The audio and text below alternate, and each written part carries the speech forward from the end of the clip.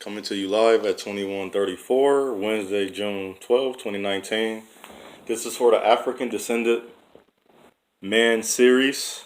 This one is Unite and Unify, and also how we can band one man, one sound together.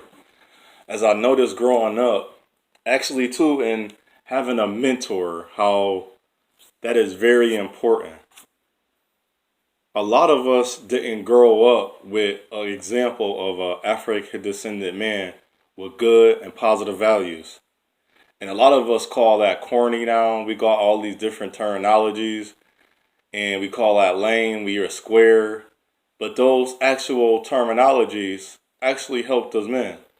And the man that I only really paid attention to, because not because they told me, is Dr. Martin Luther King, what the Jr. rest his soul, and I'm a junior. So that was very important for me to see a man in his stature. And the other man is Brother Malcolm, rest his soul. And they united and unified. And then the people that came against us were our own people. I don't go into the NOI, the FBI, and all this other crap. I know the same color men, the same skin color man, the same man as they are killed him. They killed him. So that to me that was very revealing as a young man. And as a young man, I wasn't into I still now at 36. I was never into, man, that was another race that or all these conspiracies. I always looked at each other as we all had accountability and responsibility for each other. But then as I got older, I seen that was never the case. Even watching and listening to and talking to older men that was born around that time, that wasn't the case. And then one day I met men that is the case. And I had to make a decision at some point in my life, what type of African descendant man do I want to be? And I am an African descendant man first, and then I am a man. That's how I look at it, because the way the world treat me for no reason, the way the world act upon me when I talk, it's always I am doing wrong, I'm doing certain things in the way that I have the power that was bestowed upon me to be a good African descendant man and be a good example to my nephew and my male cousins, and even some of my male cousins, and then the young men or the men, African descendant men I grew up around. That was my choice, and that's still my choice today. And I feel as I don't care how much I look at a lot of the brothers with money. What are they really doing with their money? They taking care of their family, but that's it. And I know that sound corny or may not sound right to everybody, but after you take care of your family, you have abundance of money. What else happens? What else do your money goes? So you can't tell me having $50 million saying you can't help your whole family and beyond your family and then be okay. They say your family will cause you to go broke. That never made sense, because as I watch the world, everybody that is doing good is based upon a family. You don't mix your family with business. But there is actually family members that have great ideas, that have great visions to do great things. And how come we don't help invest? We invested in ourselves, so why don't we invest in our brothers and sisters? This is what I don't understand about us, which that all means I'm baffled by how the way we are towards each other. Even in our talking points, it says it's like a whole bunch of bigotry, hypocrisy, and envy that we don't even pay attention.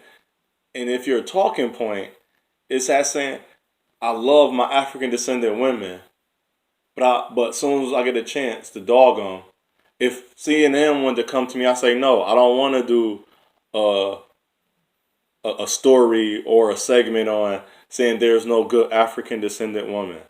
That's how I know, and this is not a diss to women.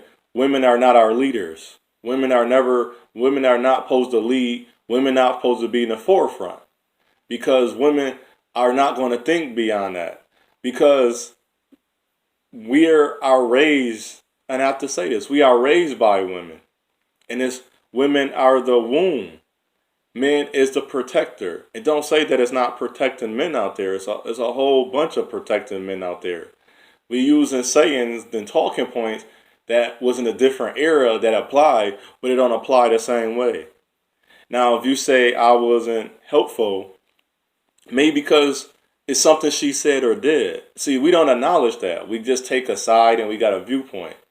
And I find it very baffling. We take a lot of sides and viewpoints for people that never advocate and promote us.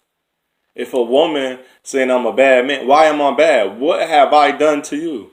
And then what have that man done? And then on her side, what have you done after? If a person hurt you, what have you done to heal? And the word is expel. Have you expelled those curses, those sins? Sins mean curse. So have you expelled those things that came out to destroy you and hurt you? No, you're adding to the fire. You adding more fuel. You're not expelling what was meant to destroy us. You're not uplifting and promoting us. You're going right into the bag of tricks, which is a con. That's why you're trying to connect me, confuse. So everything you're trying to do is bring together to destroy us. And we're going to intertwine these people with us. So I find it very weird and non-understanding to have people in the midst that's doing that. Because their talking point can be about if your talking point is not to uplift me, I don't want to hear you. It's bad enough I get told that African descendant men is not enough, we're not enough, we're not good, we're not this, we're not that. I don't want to hear that from that person. I want to hear something different. And I can tell you a lot of different. I'm not around African descendant men and women that does that.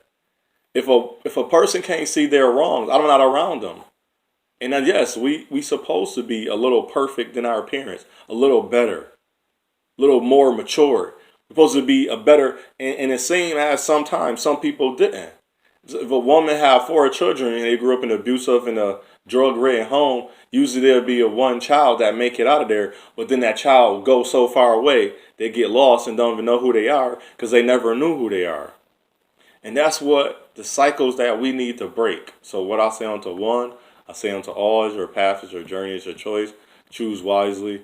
Let today be your starting point, your mark, or you can say your beginning of uniting and unifying yourself, and then so you can go out and help your family. Then you can go out and help the people around you, then your friends, then your loved one. So eventually, maybe someday, that the new generation children and the next generation can have a better future than we did.